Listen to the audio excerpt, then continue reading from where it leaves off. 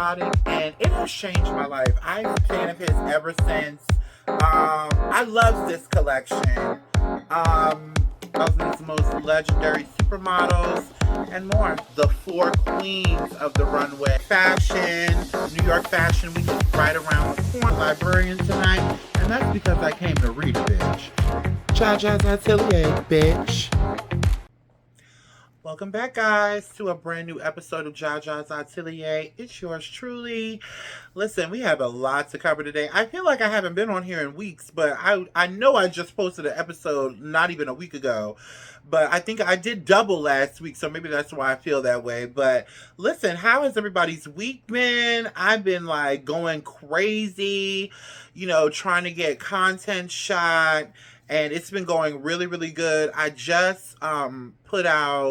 just posted a new style reel. You guys know I'm in the whole dance hall vibe right now, getting back to my Jamaican roots. You hear me? So make sure, if you haven't checked it out, make sure you check it out. If they have the song that I did it to on Instagram, if they have that song on YouTube, then I will definitely be reposting it on YouTube so you guys can check it out. Something like a little mini short film. I like to do mine a little extra read all about it. Anyway, so as you guys know, it's Coachella right now. And listen, the girls are out, the boys are out. First and foremost, I have to give a huge shout out to Lil Uzi Vert, honey. Now listen, Lil Uzi Vert, he has a few songs that I like, but he's like the generation behind me. That's their idol. I don't know a whole lot about him, but honey, what I learned about him over the weekend, honey, brother man can do a serious death drop and voguing routine, honey. He gave me life. So over the weekend at Coachella, he debuted some unreleased music. The song is fire, and his dance moves were fire. He proceeded to vogue at the opening. One thing I have to say about Lil Uzi Vert, he doesn't give a good goddamn what anybody thinks about him. He gets up there and he struts his stuff. Now, I think he's non-binary, so I think I'm probably being offensive when I say he. I think he goes by they and them. If you guys didn't know, he is currently dating one half of the City Girls, Miss JT. Of course, after, this little... Look at him. Look at him. Bow! Okay? But of course, this freedom of expression was met with a little backlash. Of course, the homophobes had so much to say about it, and his girlfriend JT took to social media to defend her man, honey. But let me just say this. One thing I can appreciate about these young artists, these young male hip-hop artists coming up in 2024, a lot of them are not for the toxic masculinity, even though I don't always necessarily like their music or like their persona. One thing I can say about this new generation of rappers, they're going to do it their way, come hella high water. Even NLE Chopper. Oh, I can't believe I know who that is. Even NLE Chopper was in the headlines today, for a song that he released saying that if he was a bad bitch, he would fucking suck himself. And I don't see anything wrong with it. People were calling him gay and all kind of crazy stuff. But, honey, little Uzi Vert shut the girls down, honey. And also, I like the fact that even after the life and death of that FX hit show Pose with Billy Porter and India Moore and MJ Rodriguez, and even after the Renaissance saga that was Beyonce, ballroom is still a part of mainstream popular culture. So huge shout out to Little Uzi Vert for just putting the girls on the map, honey. And every time I see this, I can't help but I watch it over and over and over again because it's so refreshing to see this. Also, in the headlines during Coachella, Jaden Smith and Justin Bieber reunited at Coachella behind the scenes, and fans caught them in to me, it was a brotherly embrace.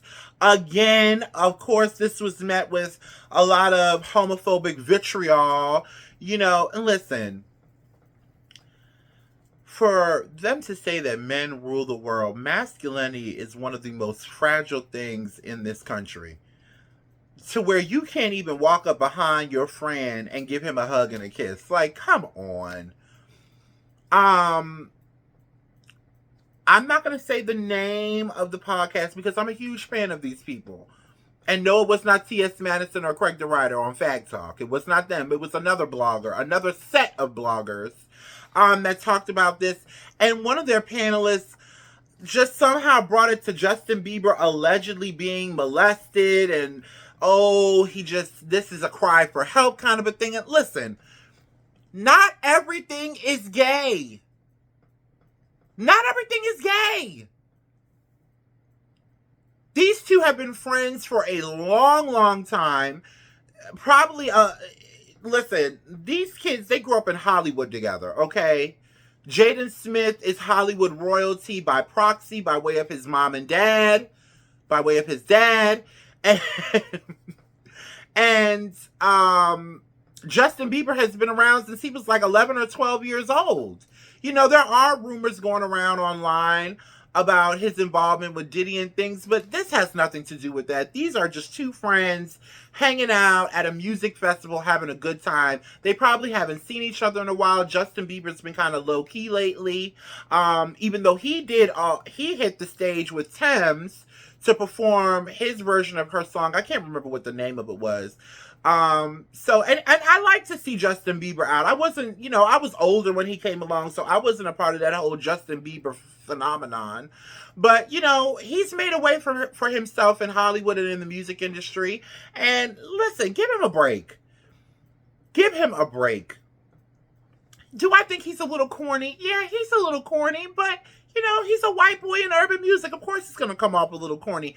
But I think he had it rough coming up through the industry. Let's just give him a break. He's a married man now. He's a devoted husband to his wife, Hailey Bieber. They're happy. Let these young men live their life and stop moving through toxic masculinity. Psh. Anyway, aside from all the homophobic rhetoric, Coachella was definitely all about female empowerment. So I'm not too familiar with this artist right here. Her name is Renee Rapp. I've never heard of her, but she brought out Kesha, who, listen, people are not happy with Kesha. She performed her chart-topping hit, TikTok. I'm not going to sing it because I know you guys remember. It was a huge hit back in the 2010s, I believe.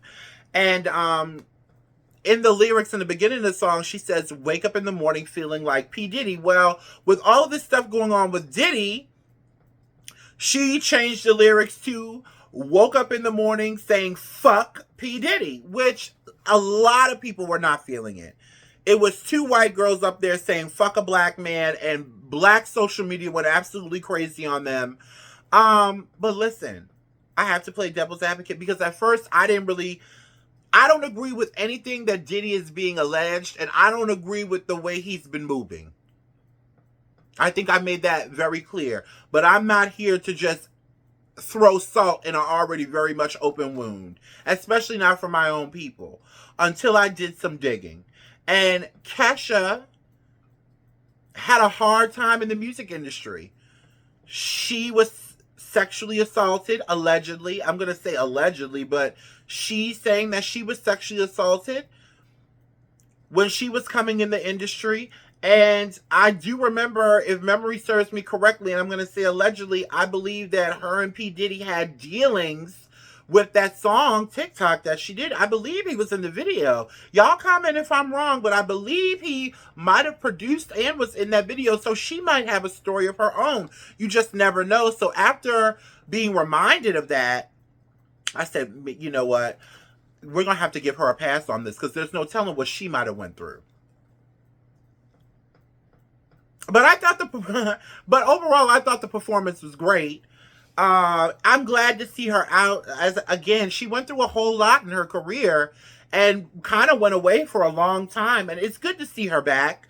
Also, honey, Miss Lauryn Hill, honey, the iconic, the legendary, the multifaceted, and the this time on time. Lauryn Hill made a super duper huge surprise appearance during her sunset at Coachella with is it Ziggy Marley is the one that she has children with? I think it's Ziggy Marley's son, YG Marley, who I'm loving his music. He brought his mom out on stage to perform some of her solo hits, and also brought out fellow Fugees member Wyclef Jean for a mini Fugees reunion. I was up. I was up, honey. I was up. You know, I live for the 90s nostalgia. I also loved her look. She was wearing Balmain, the last men's collection that just debuted not too long ago. I thought she looked absolutely beautiful. I loved the hair, the makeup, everything was impeccable. She was styled by Raheem Robinson. And so huge shout out to Lauryn Hill and Wyclef Jean for giving us old heads that nostalgic moment during this young folks event. Also making history, none other than Miss Doja Cat, who made history again as the first female rapper to headline Coachella. Now listen, Doja Cat is always in the news for her trolling and her off-the-wall comments and her plays on Satanism and devilism and all of that. But there's no denying, whether you like her or not, there's no denying that she is a musical force. And I don't even think we begin to scratch the surface of her talent. I was having a conversation with somebody the other day about Doja Cat, and I was saying, listen, I don't think we've gotten to the crux of what this girl can really do. And now I watched her set and I was thoroughly impressed. I also, of course, was thoroughly impressed by the fashions she's seen wearing Off-White, Alexander Wang, and also this hair look that was, it's a custom look by designer Charlie Lee Mindu. And of course, the entire wardrobe for her set was styled by longtime stylist Brett Allen Nelson, who I think is so sexy. So if Brett Allen Nelson sees this, honey, if you like the dolls, call me, because you are fine. Anyway, so huge congratulations to Doja Cat. Listen, quite honestly, I didn't even remember that it was Coachella until I only saw like one post for it at first. I didn't even remember about Coachella because listen, ever since Beyonce did that homecoming at Coachella, Coachella ain't been the same, honey.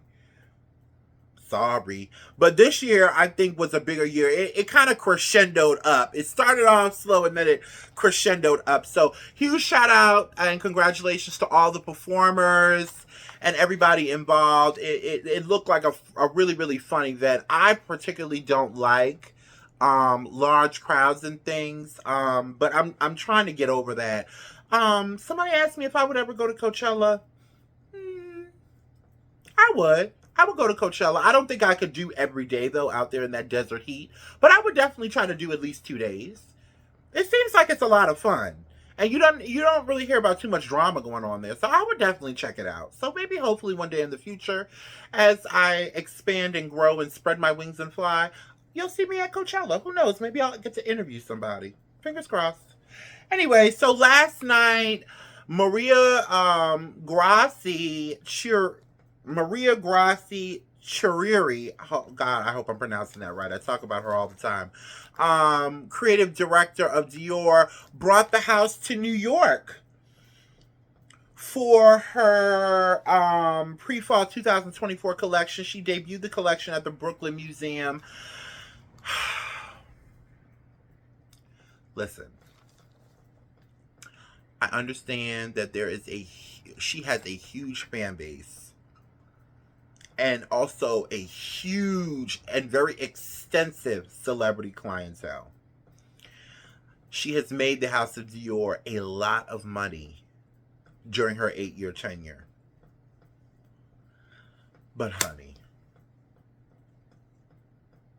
come on. Come on. Come on.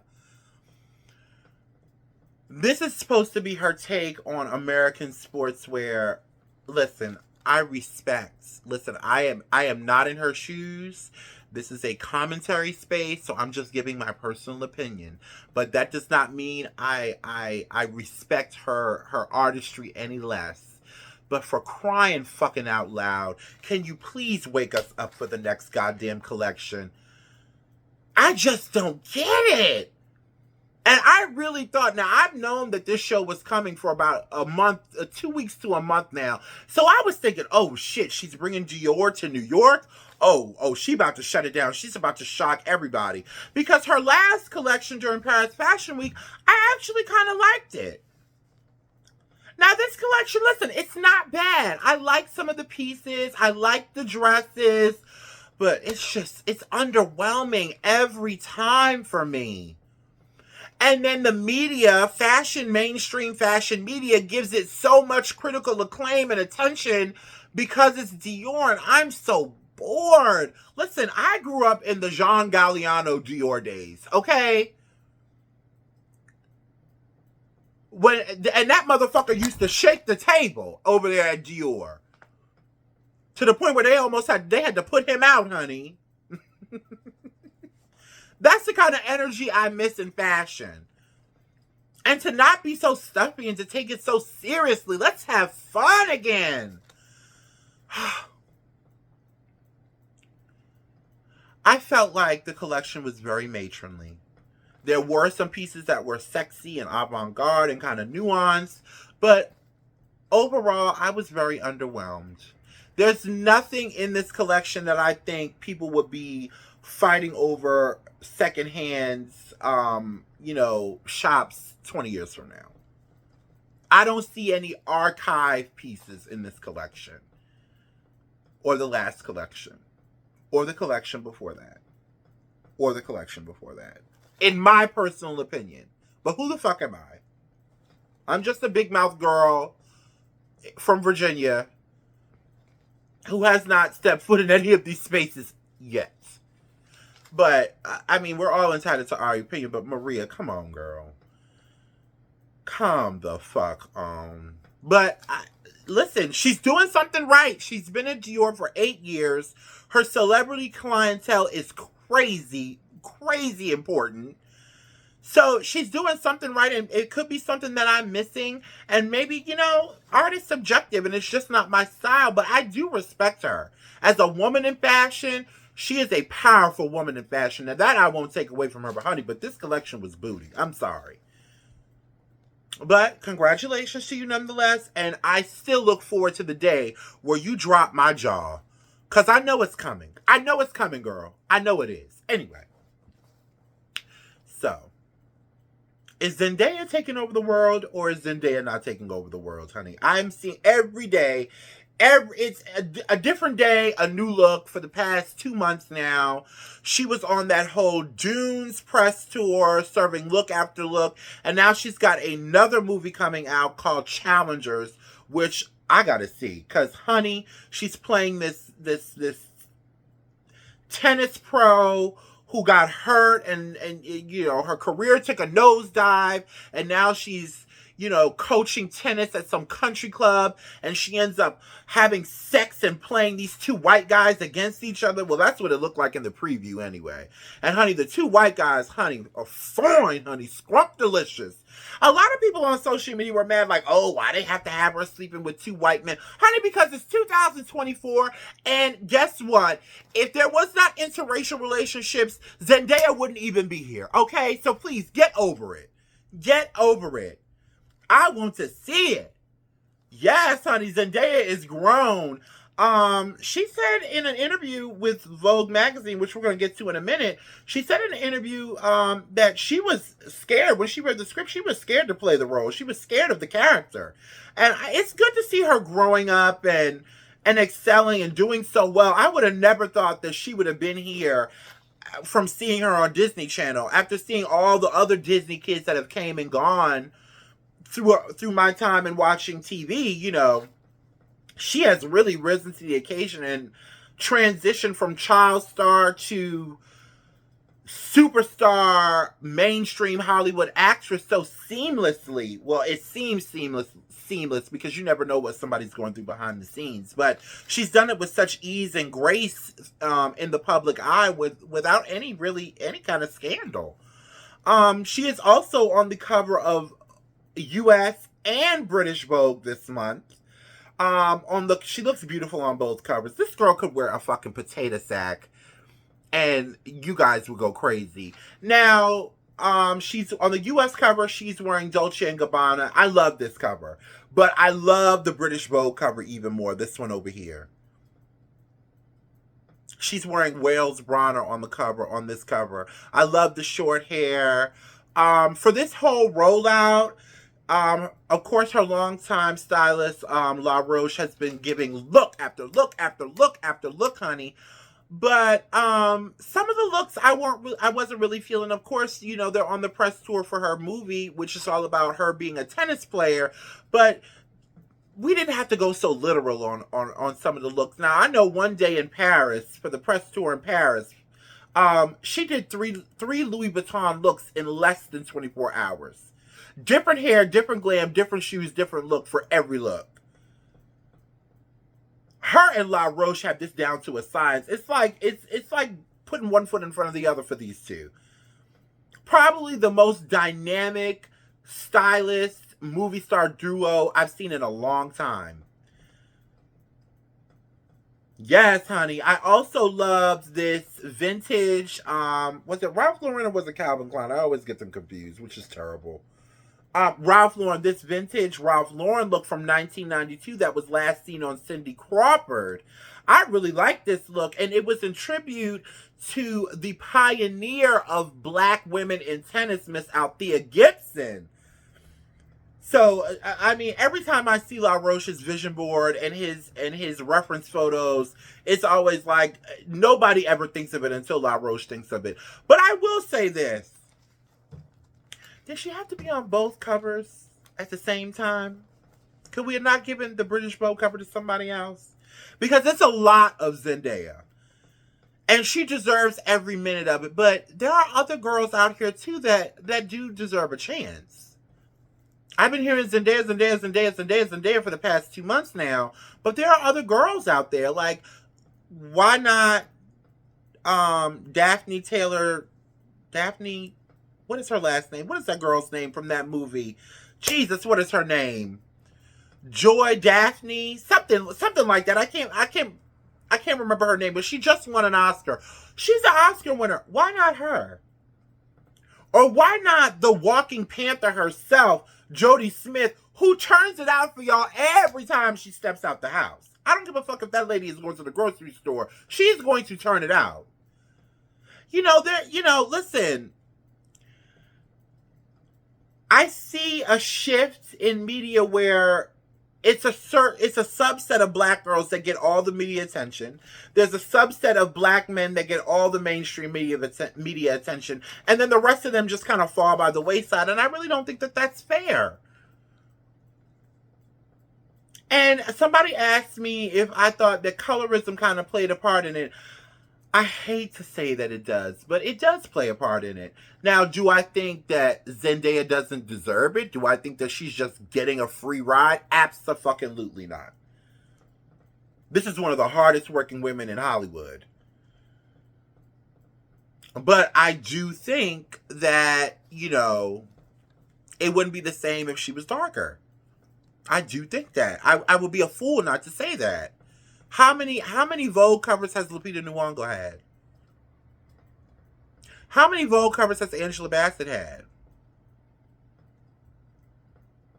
How many Vogue covers has Taraji P. Henson had?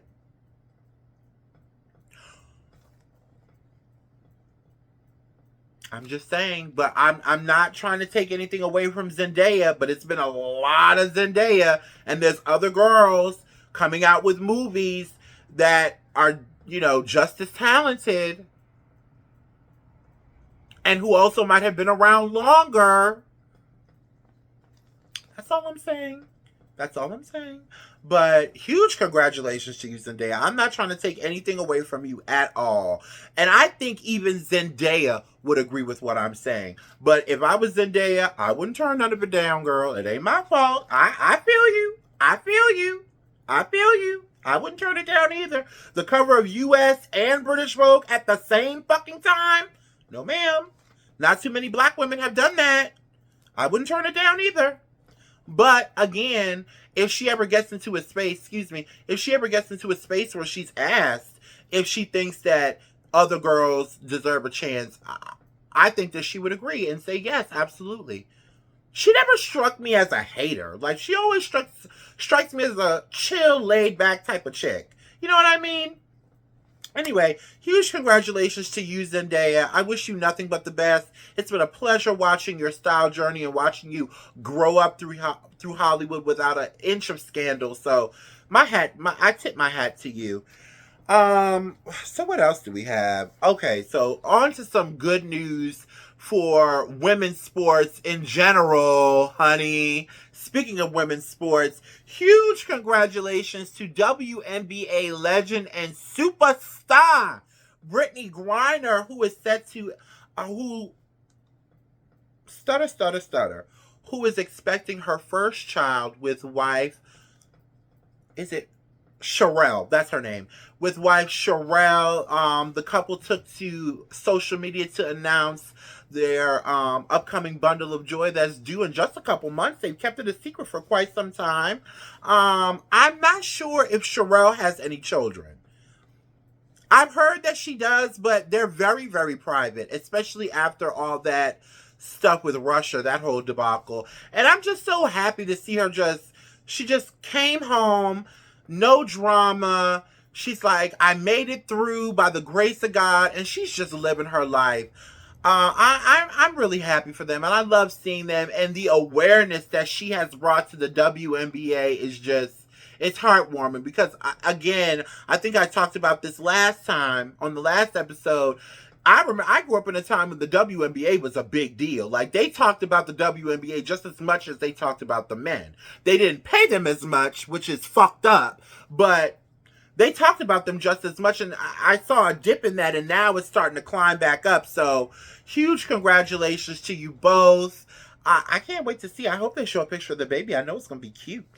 Also in WNBA news, the WNBA drafts was also last night, and we have to give a huge congratulations to Angel Reese and Caitlin Clark.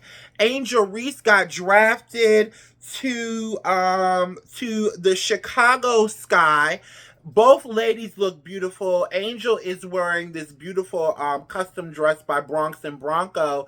Caitlin Clark made history as the first athlete ever to be dressed by Prada. I thought she looked really pretty too.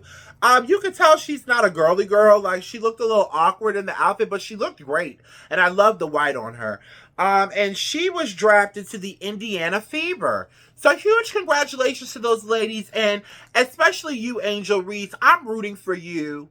I'm rooting for you because I do feel like, I don't feel like you're completely innocent, but I do feel like that you went through a whole lot. And I'm happy to see that you're going to the next level and making decisions for yourself. And I'm praying for good things for you. I am. Anyway, guys, that was today's show. Listen, I had to get through today's show kind of quick because, first of all, it wasn't a whole lot of stuff going on this week. And also, I'm crazy busy. I'm planning a trip out of town this weekend. I'm spreading my wings and flying. I'm going to be meeting some new people and catching up with an old friend. She's going to be introducing me to some new folks. So I'm really excited about that. And we're also, if all goes as planned, we're also going to be going thrift shopping. So y'all know what that means. Another new episode of Thrift Trip with a special guest. So I'm excited about that. Also, we had some losses this week. O.J. Simpson passed away this week. He lost his battle with cancer. I wasn't going to talk about it, but I mean, you got to. It's O.J. fucking Simpson. you know, the most infamous man of I remember watching him as a kid ride down the 405. Was it the 405 in that white Bronco? It's just a shame that that's what he'll be remembered for. You know, a lot of people on social media have mixed reviews about it, but he does have a family. He does have children and grandchildren. So my thoughts and prayers are out to them. But also, we lost a pioneer this week, and I would like to end the show with a few moments of silence for historical artists. This kind of really saddened me because I wrote an article about her years ago. Well, not years ago, but back in 2022 when her artwork made it on the pages of Vogue. They did a whole thing about her. They had an old exhibit. And at the time, I believe she was like 90 years old. She passed away at her home in Englewood, New Jersey. Whoop, whoop, Englewood, New Jersey. Shout out to Jers. At the age of 93. It's really sad, but rest in peace to Faith Ringgold. She was born in Harlem. She was a performance artist, an activist, a painter, a sculptor. She's most known for her quilting and using the quilts as canvases to depict Black life. She was just an all around amazing talent, and she paved the way for so many, even the ones that aren't familiar with her. So may you rest in peace, Miss Ringgold. Your artistry and your talent was such a gift to the world. And just the fact that she was from Harlem and she was from that era, that Langston Hughes, that James Baldwin, that Nina Simone era, it's just like the last of a dying breed, you know? So I would like to end this show with a few moments of silence for her. Take a look at some of these pictures.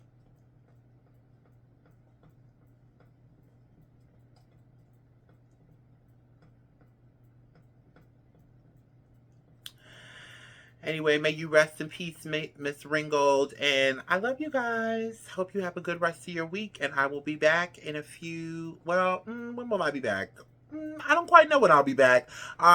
Maybe Sunday, maybe Monday, maybe Tuesday. One of them weeks. Anyway, I love you guys. Ciao.